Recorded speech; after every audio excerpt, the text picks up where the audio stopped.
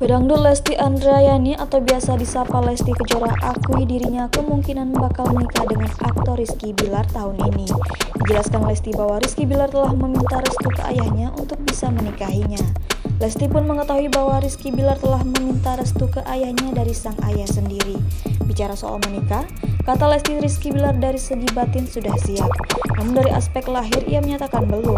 Sebab karena Rizky ingin menikahi Lesti karena dirinya sudah memiliki rumah sendiri. Ternyata tak lama dari obrolan itu, sekitar beberapa minggu kemudian, kata Lesti, Rizky Bilar langsung beli rumah. Hal tersebut menandakan bahwa pernikahan Lesti dan Rizky akan terlaksana lebih cepat. Namun Lesti masih belum bisa mengungkap tanggal pernikahannya.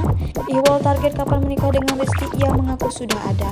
Dari bulan, tanggal, dan tahun ia sudah menargetkannya. Ketika ditanya oleh presenter sekaligus komedian Sule apakah Lesti akan menikah di tahun ini, Lesti menjawab iya.